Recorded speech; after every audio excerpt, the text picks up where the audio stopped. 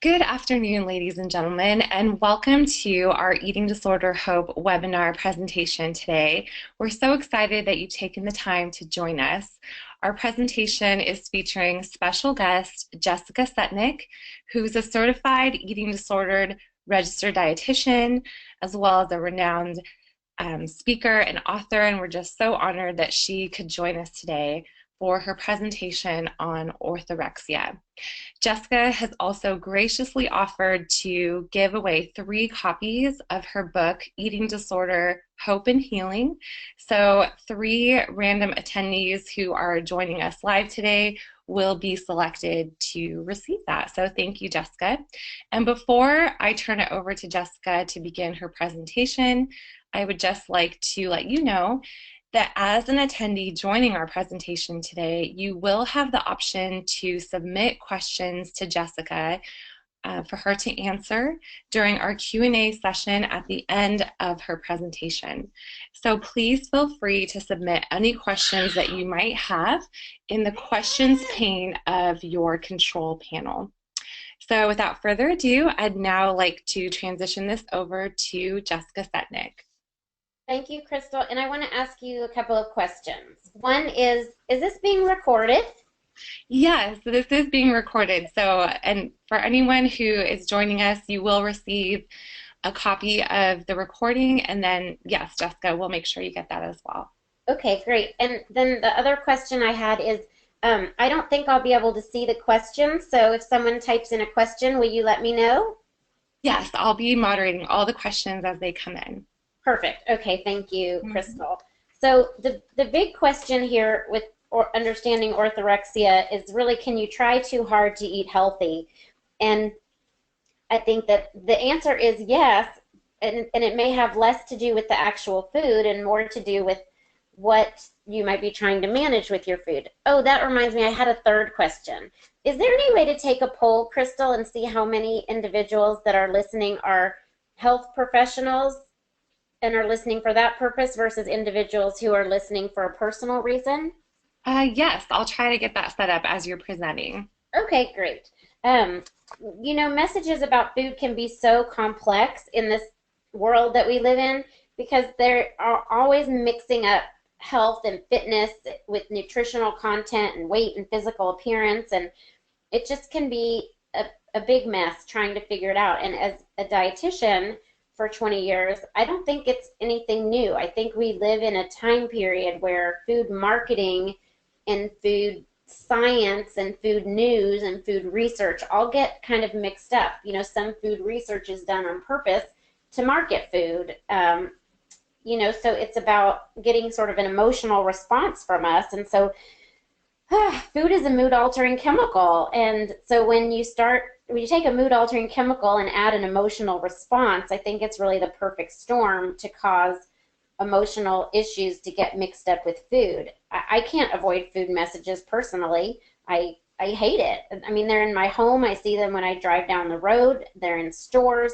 And they're very sticky since a lot of them are intended to cause an emotional response because the goal is to get you to purchase a certain food. So I mean, you might be the kind of person that can ignore food messages, but I'm guessing that if you're listening to this, then maybe not. It's hard to separate eating from thoughts about eating. And it's interesting that a recent article came out that said that that linked Instagram use, or looking at Instagram of food, was linked with a higher interest in food. Well, that makes perfect sense, but they extrapolated and said that that can lead to eating disorders. I'm not sure. I think people who are spending a lot of time on social media might already have an obsession or be depressed, and comparing ourselves to what we see on social media is a real problem. We know that in general social media use is related to depression. So why wouldn't social media use related to food be associated with depression-related eating issues? So it's just there's a lot that sort of tentacles that mix together with food and feelings, and so I don't think it's really abnormal to have those two things mixed together. What becomes abnormal is when someone sticks to a certain way of eating no matter what. There's no flexibility associated with it and starts to miss out on life due to a certain kind of dedication to a way of eating. So that's really orthorexia. And the idea of orthorexia, I'll show you my timeline here, except my slides aren't advancing. That's interesting. There we go. Looking at this timeline, you can see that the word orthorexia only was invented in 1997. Stephen Bratman is a family practice doctor who identified a lot of his patients who seemed to be really focused on healthy eating, which is not a new concept at all. We all think that, you know, good nutrition is important. Well, I think most people think good nutrition is important, but this was an obsession that he started to observe. And so he wrote an article about it and used the word orthorexia, which means right eating. And then he published a book called Health Food Junkies in 2000. And for a while, orthorexia as a concept just kind of simmered at a low level, I guess, in the consciousness of the public. In 2013, I wrote a book, the second edition of my Eating Disorders Pocket Guide, and the orthorexia criteria that I put in there was really the first time anyone suggested specific criteria for orthorexia. Dr. Bratman had a self-test in his book, but he's pretty surprised and I think upset that it's been used as a test for orthorexia, because really it just checks to see if you have a lot of interest in food. It doesn't necessarily talk about, or doesn't necessarily demonstrate if that's a pathological interest. So there aren't any specific orthorexia criteria that have been agreed upon, but you can see if you look forward to 2018 on this timeline that there is an international panel meeting next summer to try to recommend official criteria for orthorexia. In between then and now, orthorexia became quite a buzzword in the media, and I think that this 2015 moment is when it really sort of became a critical mass, and you started hearing about orthorexia a lot. There was a blogger, you may be familiar with her. She called herself the Blonde Vegan. She had a lot of followers, and at some point she recognized that her way of eating was a form of an eating disorder, that she was eating in a way that helped manage her anxieties and fears about life and was not actually about eating healthy. And so she described herself as having orthorexia, and she changed her blog name to The Balanced Blonde, which it turns out made a lot of her followers unhappy because they felt betrayed and that she was judging them, when really I believe that she was only trying to become more healthy herself. But that's when a lot of media attention started to focus on orthorexia, because she was so very popular, and so there was just a lot out there in the social media world about orthorexia. So there you see the timeline is not very long, and we don't have a lot of bullet points on the timeline. Really, things have just accelerated in the past few years, and hopefully we will be able to help more people the more we are able to understand about orthorexia. I do believe that as a dietitian, and having spoken with many other dietitians about this, that we tend to be the first individuals to identify orthorexia because we're the people that individuals talk to about their eating. And so when someone comes to meet with us, whether they actually think they have a problem or they come to us more to ask for help with an illness they have or sports nutrition or want to eat right, we notice obsession and restriction sometimes where an individual didn't even notice it. And I've noticed that many times. Before I became known as an eating disorder specialist, I have a master's degree in sports nutrition, and so people would come to me for more general types of nutrition and just help with their eating disorder. And individuals who don't identify with having any kind of specific eating problem would still describe a fear of not eating correctly or associating certain foods with guilt and shame, with anxiety, or even with a fear that they would develop an illness and die if they ate certain foods. And a lot of times it seemed like it stemmed from someone around them having some kind of illness. And I started to see a pattern where it seemed like people who had gone through something traumatic were also tempted to change their eating in a way that would hopefully help them feel better or fix it or prevent something bad from happening. And one of our strengths as dietitians is that we know what food can and can't do. And I know that sounds so simple, like, wow, we had to go to school for 7 years to learn what food can and can't do. But remember those tentacles I mentioned where emotions and food get very mixed up, and it can seem really not simple at all. So for example, someone might be saying, I've heard this many times, a member of my family had a heart attack. They have to eat a special diet now. I think I should eat a special diet too so that I don't have a heart attack. Can you help me? And the truth is that there is no diet that can guarantee that someone doesn't have a heart attack. In many cases, it turns out that person is eating very healthy already, but there's no amount of healthy eating that can make someone not afraid. Afraid for their loved one, afraid for themselves. And so when someone's trying to change something about their eating in order to change something that cannot be affected by food, that's what we dietitians try to sift apart. And sometimes people are very surprised. By the way, if you can hear rain and thunder in the background, it's because it's pouring down rain here in Dallas where I am. So I thought I might just mention that so that I can stop noticing it and thinking about it. We find that sometimes individuals, and this has happened to me with individuals who came to see me, saying the excessive focus you're putting on food is actually the problem, not the individual foods, but the obsession with foods. A lot of times people don't really like to hear that. I have had individuals not want to meet with me anymore because they feel that I don't understand proper nutrition or that I have an ulterior motive to get them to violate their food rules, which really is quite different. My goal is usually whatever the individual that comes to see me's goal is. But I have had people basically yell at me and tell me that, a food that I mentioned is poison and why would I ever tell them to eat that? And I realize that they have something tentacled together with food that may not be actually related with that food. At the same time, it's very understandable to not want to change your eating. And so the question is, what's inside your own mind? What is the truth as it feels true to you, rather than, thinking someone wants me to eat differently, but it's because they're jealous of my eating, or it's because they want to mess me up. And, there probably are people out there who think that's fun to mess up other people's eating, but I hope that you don't have many of those people in your life.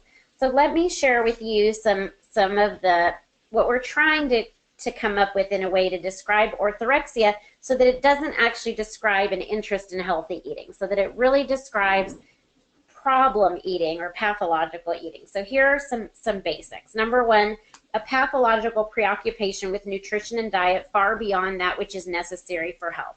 So just that word pathological, I think that's really the key word here, which means that, something has gone wrong. So if it just said a preoccupation with nutrition and diet, well, you could say every dietitian has a preoccupation with nutrition and diet. It's not just a preoccupation, it's our occupation.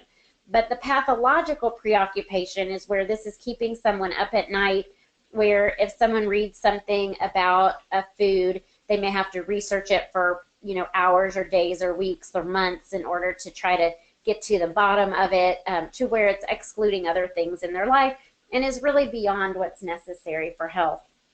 The number two is to the point where it has become unhealthy. So it's a desire for health that is no longer healthy. And that's where I think it's so important to keep in mind that this is not about being a health food nut. Oh, I love to go to the health food store and test out all the different granolas in the bulk bins.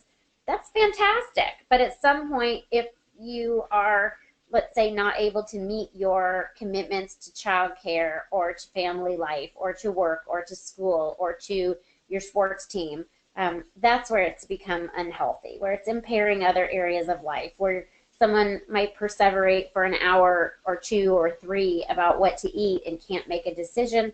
That would be unhealthy as well. And then also there's the possibility that it's become physically unhealthy, where someone has become malnourished because of fears about eating the wrong thing, where someone has become frail because they're not eating enough in general. There's lots of physical unhealthiness that can come from orthorexia, and that's really sort of the lie of orthorexia, is that this is a healthy way to eat and really it's quite unhealthy. But it's sometimes hard to separate that out when it feels whoa, when it feels so specifically good. Um, that's where the undue influence of diet on self-evaluation comes in. You would think, and if life were so simple, I think everyone would appreciate it. You do something wrong, and like that thunder that just clapped, right, happens. You do something wrong, and lightning strikes you, and then it's so simple, right? You do something bad, there's a result immediately. You do something good, and then sunshine and rainbows come out. That's not how the world works at all. Sometimes you do things wrong and things turn out okay anyway. Sometimes you do everything right and everything goes wrong and you can't understand why. So with orthorexia, the idea is if I eat everything right, then I'll feel good about myself. Well, unfortunately, sometimes you may not be eating everything right and you may not feel good about yourself. Sometimes you may eat everything great and feel terrible about yourself. Sometimes you may eat all wrong stuff, and I'm using finger quotes for wrong because whatever that means for you, and yet you feel great. So the issue here with orthorexia is feeling like what I eat makes me a good or bad person. And the truth is, shame tied together with eating is one of those tentacles. Eating just really doesn't make anyone bad or good or anything else. I believe, and you may believe differently, but I believe you're a good person already. And the way you eat is just something you do. The way you eat reflects you when you follow your internal senses and your personal experience and your knowledge of food and nutrition, and you mix all that up and then you make decisions about eating. But if you're eating based simply on what I eat makes me feel like a good person, there's a danger there, because you may eat things you don't like or that don't agree with you, and you may exclude things that you like or that your body really needs because you feel guilty when you do that. And that's the danger, that someone doesn't have something to feel good about. They feel more like I have to eat perfectly to feel good, or even to be accepted or liked by others. And that's where I know there's lots of jokes in the world out there about what I would describe as orthorexic type of behavior. I heard one from a comedian that said, vegan eating, where you cut out all meat and cheese and friends, and jokes like that, where it kind of sounds like people who get obsessed with their eating are sort of the target for jokes. I think instead we should have a lot of compassion for individuals who are having so many restrictions on their eating, because to me it really says I don't feel good about myself unless I eat in a certain very specific way, and I'm worried people won't like me if they see me eating something, and that's really unfortunate, because we should all be accepted and liked by others and by ourselves, regardless of what we eat. And so getting your self-esteem from food is unfortunately a losing battle, because food isn't a friend. And so I do have a workshop called Making Food Your Friend Again, and sometimes I kind of cringe when I think about that, because the idea that food is a friend is not ideal. It's more about food being a useful tool rather than an enemy, I suppose. There's a couple of things that do not relate to orthorexia, but it seems like they may be mixed in, and that is the exclusions that I wanted to mention. So it's not orthorexia to not eat because there's a lack of food, or, for example, I happen to be Jewish, so on Passover, some Jewish people don't eat any kind of bread except for matzah. Well, that would be a culturally sanctioned practice. So someone who keeps kosher for Passover on Passover, we would not say that person has orthorexia, although if they ate that way throughout the entire year, they might become malnourished. The individual endorses a drive for health or life rather than a drive for thinness. The exclusion there is that, all of our eating disorders are really diagnosed based on symptoms, and they're not very helpful diagnoses, but something that a lot of individuals with eating disorders have in common is that they're eating a certain way because they want to lose weight. And so the idea behind trying to have a new diagnosis of orthorexia is to say, well, some people don't. Some people don't need to lose weight, don't want to lose weight, don't care about weight. They care about health or longevity.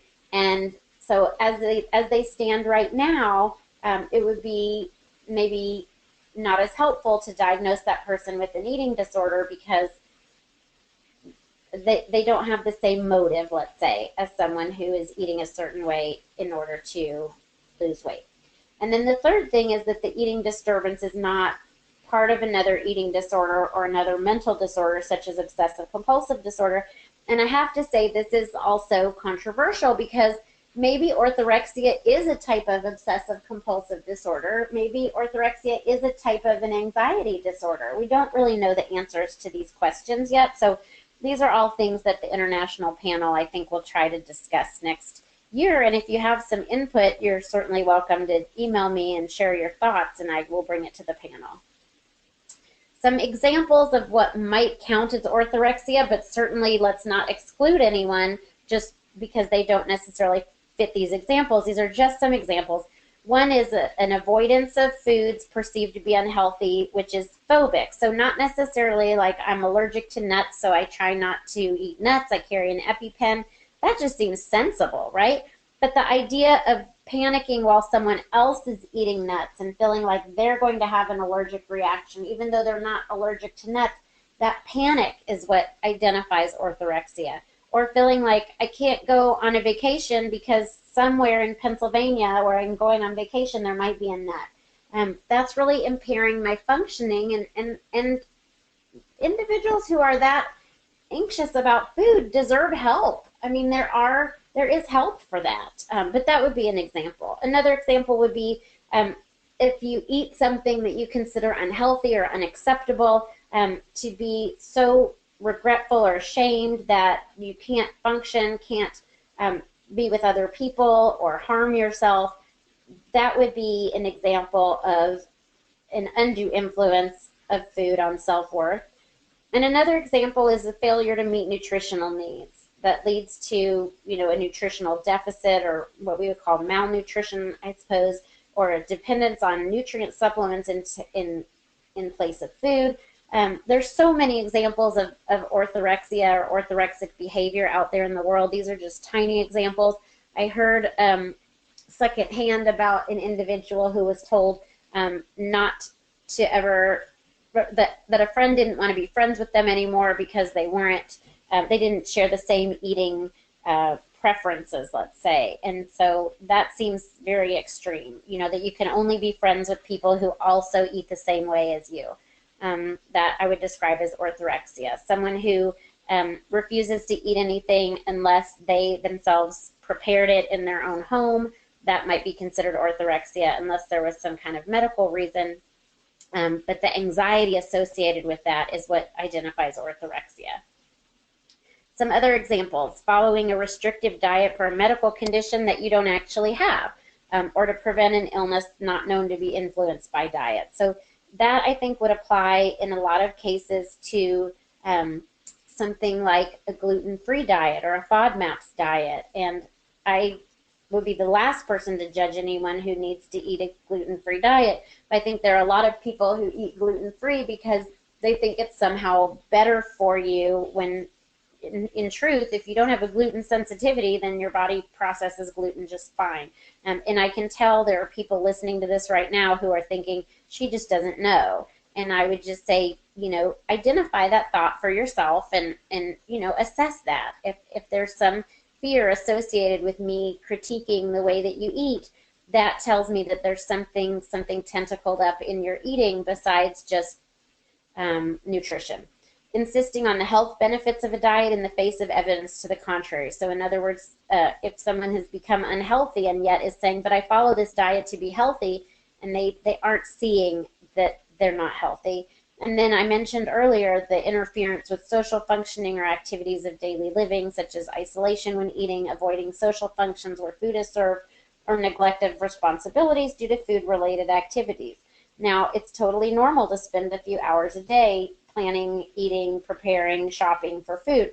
But at some point, if someone is, staying up all night to prepare food for the next day, or staying home from work or school because they have so much food-related preparation to do, that would then become a problem. So those are just a few tiny examples of orthorexia.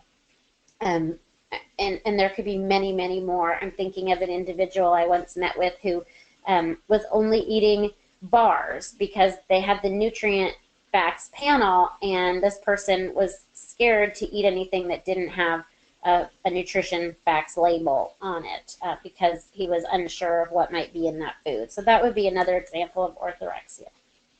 And there are a lot. So I wanted to go through now this chart that contrasts positive nutrition with pathological nutrition, because I have this imaginary idea that someone out there listening is thinking, okay, this dietitian is crazy. She wants everyone to just eat whatever, whenever. And I would like to say, no, I don't.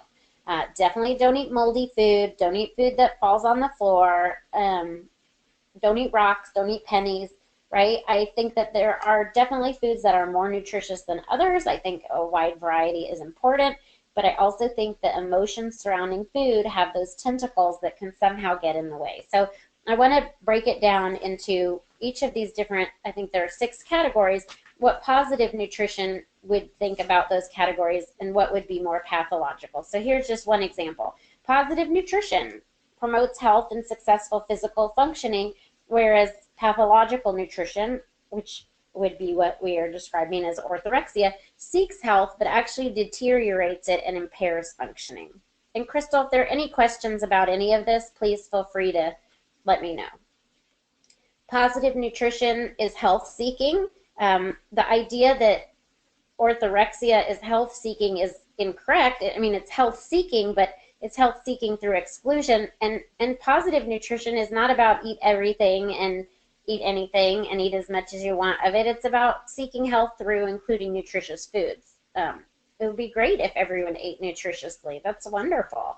It might be different for each person, and absolutely food contributes to health. So I hope I'm dispelling the idea that there are only 2 choices, orthorexia or eat whatever, whenever, and don't focus on nutrition. There's an absolutely appropriate positive focus on nutrition. The next bullet point would be that positive nutrition is motivated by a desire to live a healthy life, which is not what pathological nutrition serves, that, but doesn't serve that purpose.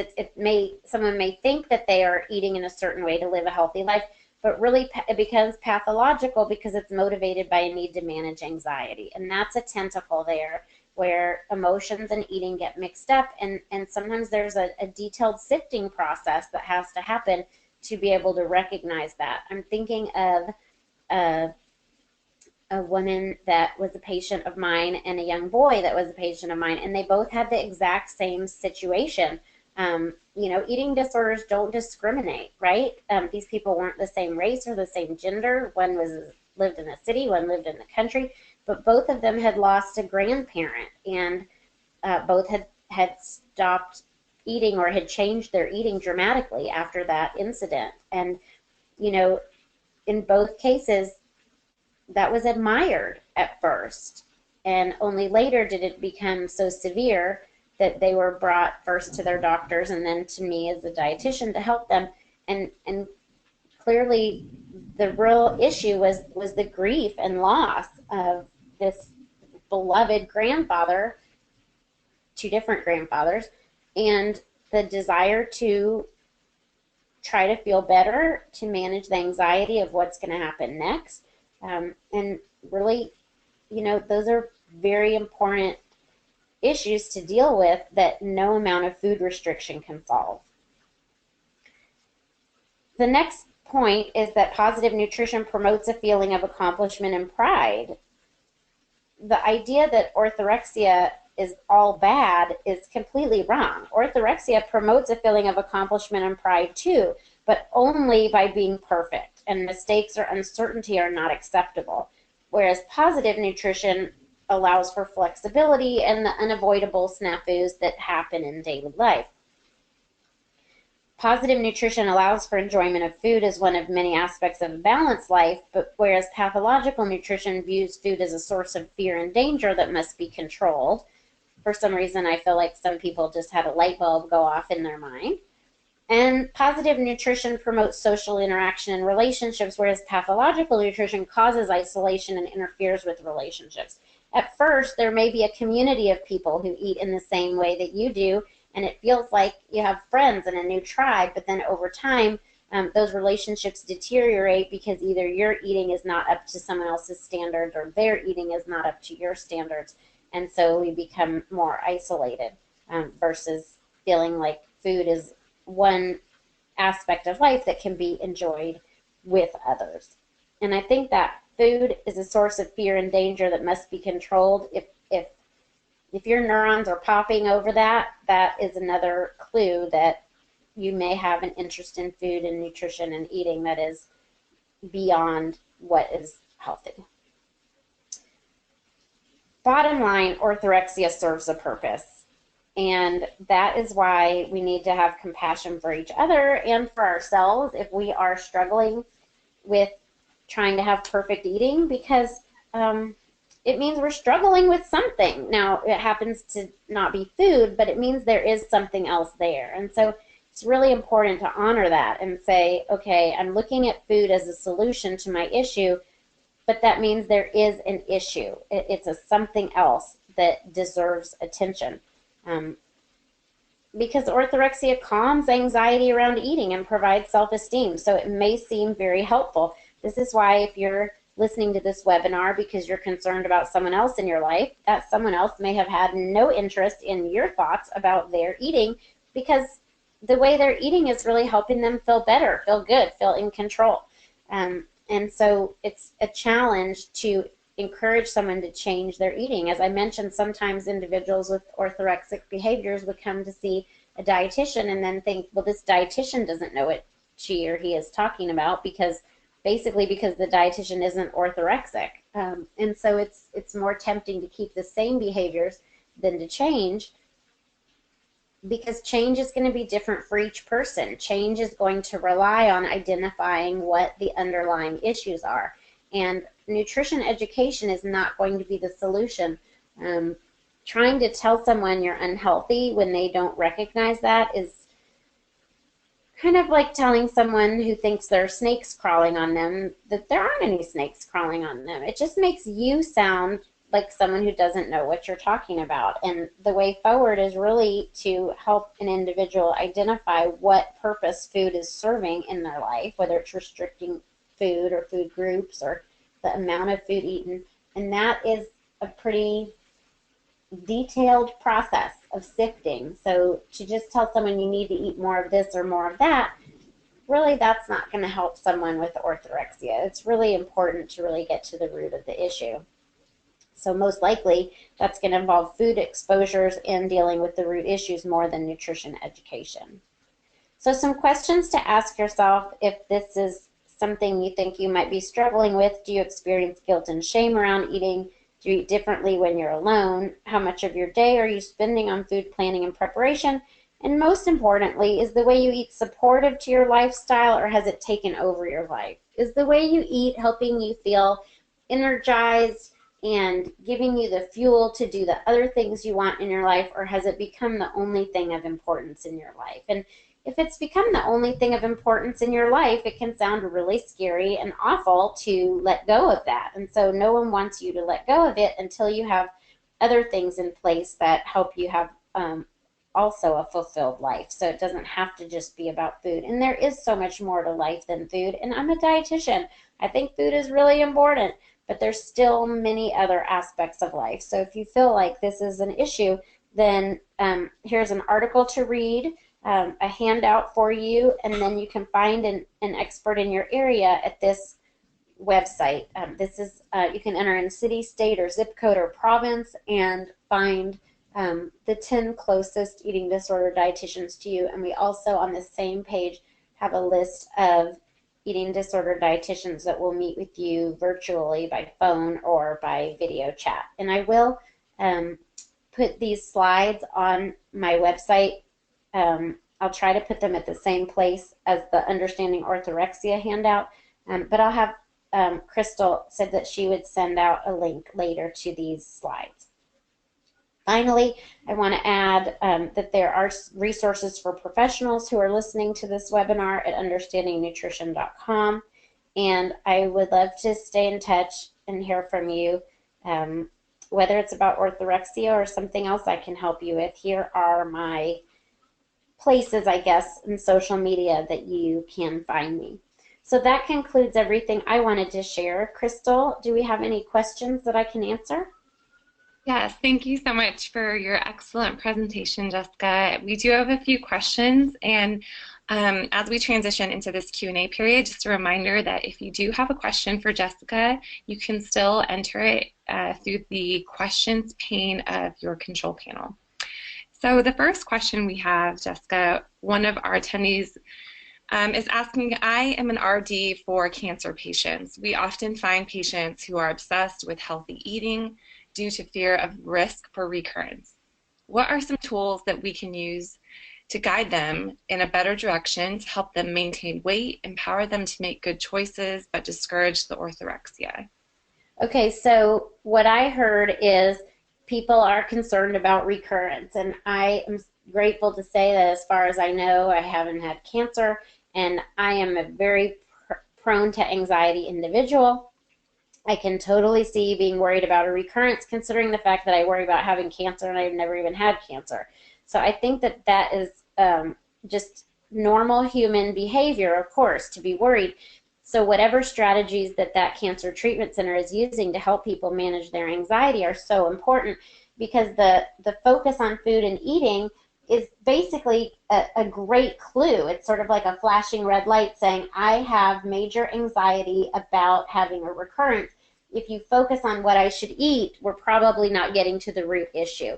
And so in those cases, I would recommend a mental health professional getting involved, so that someone can share their emotions, again, that are tentacled up with food, and get strategies for what to do when their anxiety flares up. They may benefit from an evaluation by a good psychiatrist, because there may be a benefit to anti-anxiety medication. My understanding is that stress is associated with cancer, and so if there's any chance that managing someone's anxiety can help prevent a recurrence, then that would be a great way to help someone move forward that's worried about a recurrence, is to help them with anxiety management in general. So I'm not sure as a dietitian if there's a tool that we can use besides getting the right other players involved, because I think it's just so, I don't want to say so unrelated to food, because for every research study that says that eating XYZ food prevents cancer, there's probably another study somewhere that says it contributes to cancer. So we can provide information, but that's not really getting to the root issue that person is struggling with, which is a very normal fear of a cancer recurrence. Thanks for addressing that, Jessica. Another question is, what nutrition diagnoses do you most often, or do you use most often when working with someone with orthorexia? Nutrition diagnoses, as far as the nutrition care process? I believe so, yes. Okay, probably the same ones that I would use for anorexia. Inadequate intake of calories or energy and nutrients. Let me get my eating disorders pocket guide, the Academy pocket guide, out, because, sorry, I walked away from the computer for a minute, because there is a chart in here. Let me look, because that will be more effective than me just trying to remember what they are.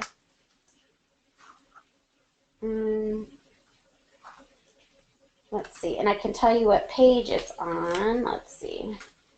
I've got on page 75, if you have the Academy of Nutrition and Dietetics Pocket Guide to Eating Disorders, it's sample nutrition diagnoses for anorexia nervosa and avoidant restrictive food intake disorder. So that would be the same for orthorexia. So let's see, we've got inadequate energy intake, with the etiology of disordered eating or harmful beliefs about eating, and the signs would be restriction or refusal of food or energy-dense food, irrational beliefs about the effects of food on the body, lab values reflecting malnutrition. Let's see, I've got possibly an excessive intake vitamin mineral supplements, possibly, depending on what each person is or isn't eating, inadequate fat intake, inadequate protein intake, inadequate carbohydrate intake, inadequate fluid intake, and those could be related to, prolonged adherence. Uh-oh. Did I lose you? Crystal, are you still there? No, yeah, we can still see it. Oh my gosh, thank goodness. Okay. Yeah, you're okay. Okay. Um, Irrational effects, beliefs about the effects of carbohydrates on the body or fat or protein. So any of these sample nutrition diagnoses for anorexia and avoidant restrictive food intake disorder would work too. Disordered eating pattern. I think that there are so many. The bigger problem is trying to whittle it down to what is, the most significant 1, 2, or 3 problems that someone has. Thank you, Jessica. And some people are asking if you could possibly go back to your slide with the resources that you had with the various links, I think. Sure, I can. Yeah, there it is. Great, thank you. So another question, one of our participants is asking, have you seen any positive correlations between orthorexia and OCD? It's something that has not been studied. I think it seems just empirically, anecdotally, it just seems so obvious. Um, I don't know if obvious is the right word. It seems like in order to be so very rigid with someone's eating that they would almost have to have um, a mental illness aspect of it. So obsessive compulsive disorder, I'm not sure if everybody knows this because I never learned this in school, but the obsessions are unwanted thoughts. Those are the fears, and the compulsions are the behavior. So that perfectly fits orthorexia, right? There's an unwanted thought about I'm unsafe or I'm unhealthy, and then the compulsion is to change your eating in order to fix it. So it seems to me like it's, a very clear relationship, and I'm not convinced that orthorexia isn't obsessive compulsive disorder sort of influencing or affecting eating exclusively. Obsessive compulsive disorder, I guess, is supposed to affect more than one area. So if it's only food, that's one thing, but there are probably people who it affects their food and it affects other areas too. The individual I mentioned, the woman who had lost her grandfather, I mentioned there were 2 patients I had at the same time who had both lost a grandfather. The one who was an adult woman, she was actually ultimately diagnosed with obsessive compulsive disorder and then, was treated appropriately, with medication and counseling and was able to recover and move on. So I do think there's a connection, but I couldn't say there's a positive correlation in the sense of there's a research study that's been done on it. Thanks so much, Jessica. And do you mind moving your slide again to the professional resources? I do not mind. Okay, thank you. Okay. Perfect. Great, thank you. Another question, do you think it's possible for an individual to have both anorexia and orthorexia simultaneously? That is another very interesting question. So it depends on, I guess, if the person met criteria for both. So in theory, there are people who would say, well, anyone with orthorexia has anorexia too, but if they're not underweight, then they technically don't qualify for having anorexia. But that doesn't make a lot of sense to me because I think absolutely you can have both. If you have the symptoms of anorexia nervosa, being underweight, being malnourished, having a desire to continue to lose weight even when underweight, there are people who, let's face it, have anorexia but will sit around eating, processed foods all day because they're fat free or something like that. And then there are people with anorexia and all those same symptoms, except that they eat in a very orthorexic manner. They eat in this sort of with this goal of being pure with their eating or clean with their eating and not in a good sense. in a pathological sense. And so absolutely, I think they're two separate things, and I think that they can also be combined in the same person. The question is, since there is no orthorexia diagnosis right now, what would you diagnose someone with orthorexia with? And what if they had, let's say, an appropriate weight and then they wouldn't qualify for an anorexia diagnosis? Does that mean they have atypical anorexia? Does that mean they have avoidant restrictive food intake disorder? So I think absolutely individuals have this, can have both, but the question is, are they two separate disorders? Is it the same disorder? Nobody knows the answer to that yet. Great, thank you, Jessica. And one of our attendees is wondering what information would be provided during your boot camp training workshop for professionals? Oh, sure.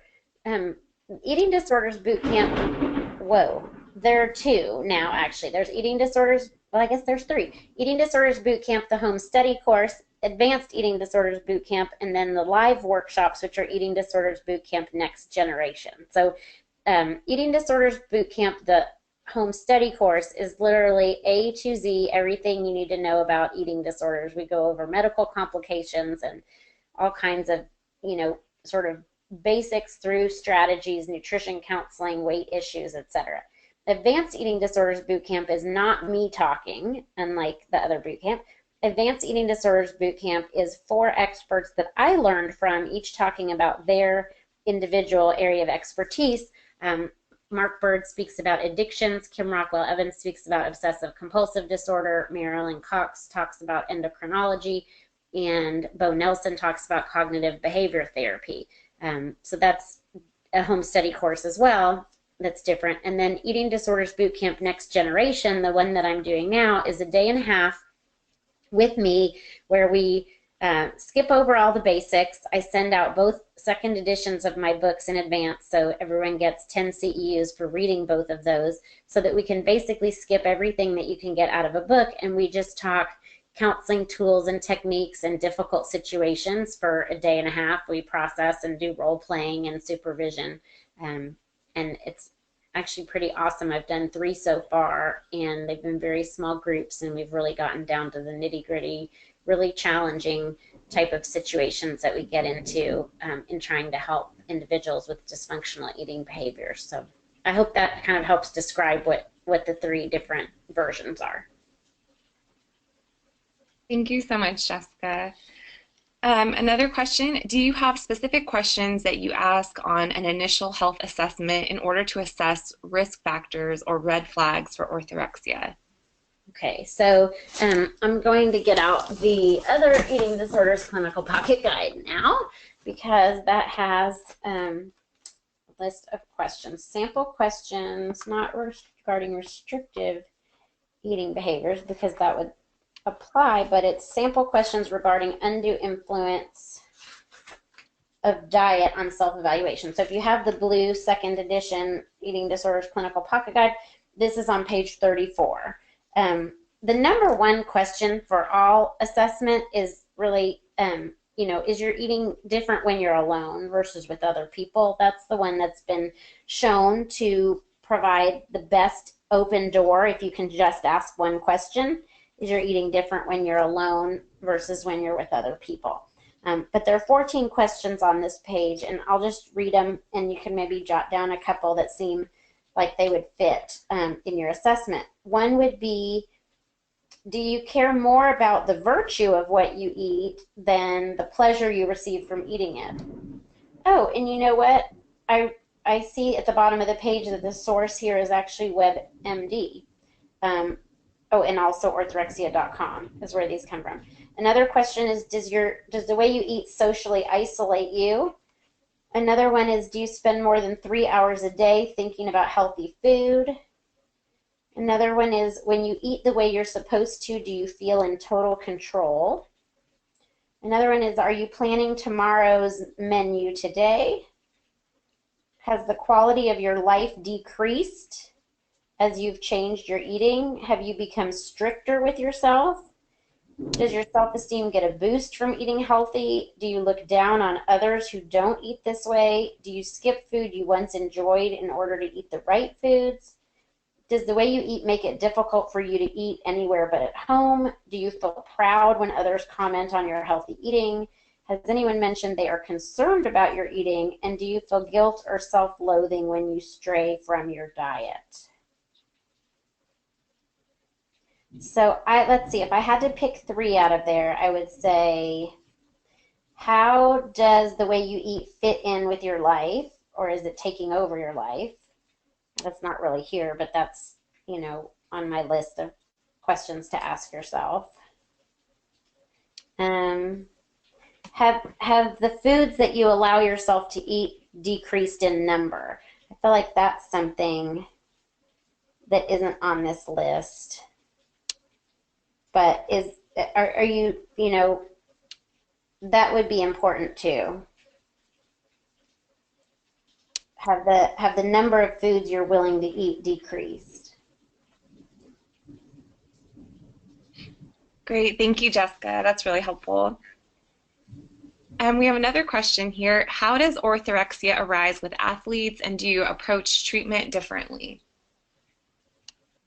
I wouldn't say I would approach treatment differently, except that I would approach treatment differently for every single person with orthorexia. So differently, yes, but not differently because someone's an athlete, differently because they're a person that has different issues than every other person. But how does orthorexia develop? That's easy, because athletes are trying to get an edge. And so if someone reads something that says a certain food gives you an edge, or certain supplement gives you an edge, or certain food holds you back, then, that's very sticky. I have a friend who doesn't drink anything carbonated, including champagne, because I think it was a track coach in like 7th grade told her that it makes you a slower runner or something, or I can't even remember what it is about carbonated beverages, but I mean, it may have made sense in some context, but this person does not have the context at all and simply won't drink anything carbonated. The end. So, and that's not even a person with orthorexia. That's just a person who heard something from an authority figure and it lodged in their brain. So I think it's very easy to see how someone who is looking at nutrition, at food as fuel and as a performance booster could easily get ideas in their head that may or may not be accurate, may or may not be healthy. And so it's a very easy entanglement. And as far as approaching them and helping them, I would say I would do it exactly the same as anyone who I thought was getting their nutrition facts and their emotions, such as a desire to perform, mixed up together. Thank you, Jessica. We have a few more questions here.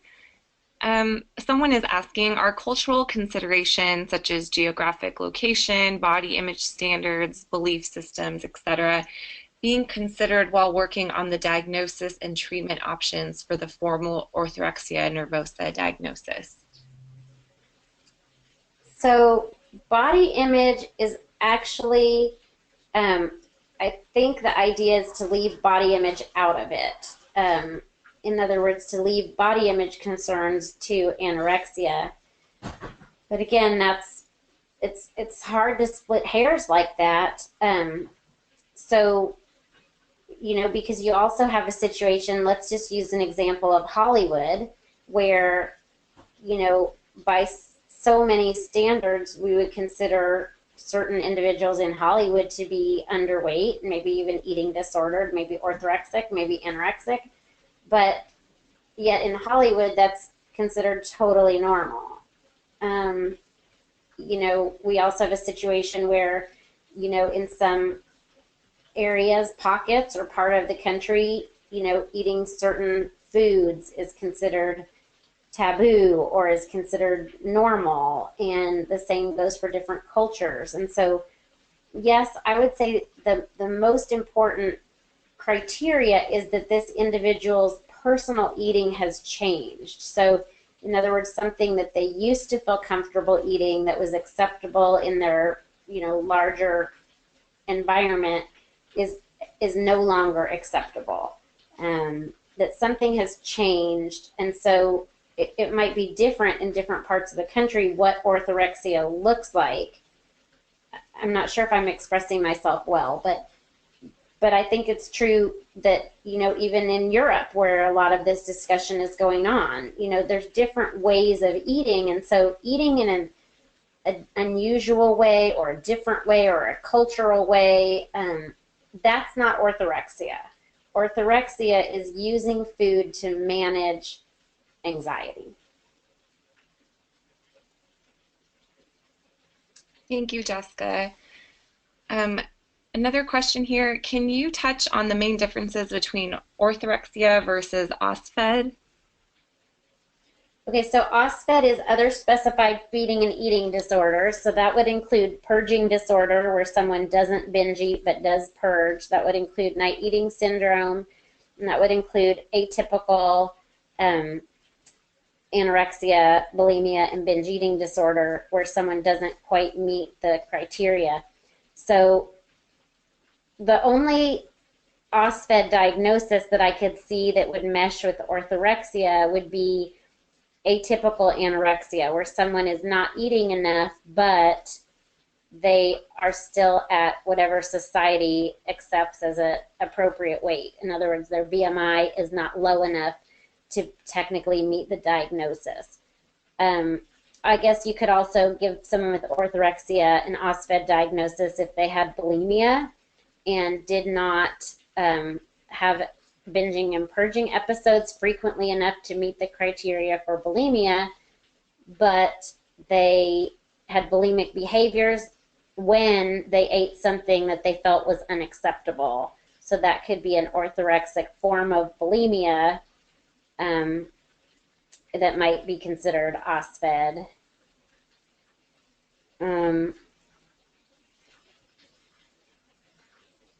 That's the only examples I could think of where OSFED and orthorexia might overlap. Otherwise, I think they're separate because orthorexia is more a thought process, and those OSFED diagnoses are basically given based on different behaviors.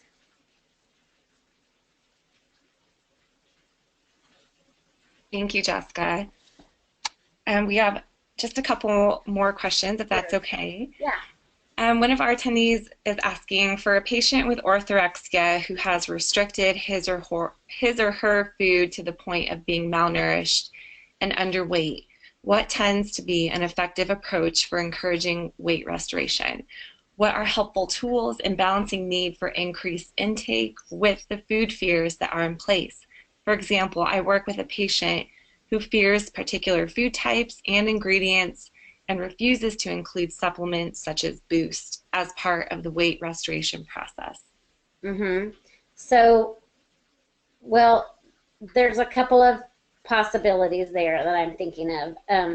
One, there's going down the food option route, right? Is there Orgain or some kind of organic supplement that they're willing to accept, or would they accept blenderized foods in a tube feeding, which is what we used to do before there were supplements like Boost, right? So can that person somehow ingest enough calories in just the foods that they find acceptable? And that's where really I think you kind of sift apart anorexia and orthorexia, right? If someone is saying, it's not about the weight, I know I'm malnourished, but I don't care about gaining weight, I just don't want to eat those other foods, can they actually ingest an adequate amount of the foods that they will accept to gain the weight? And if they won't, then it's no longer an issue of orthorexia, and now it's an issue of anorexia, someone who will not eat enough to sustain life. So I don't know if that totally answered the question. Can you read the question again?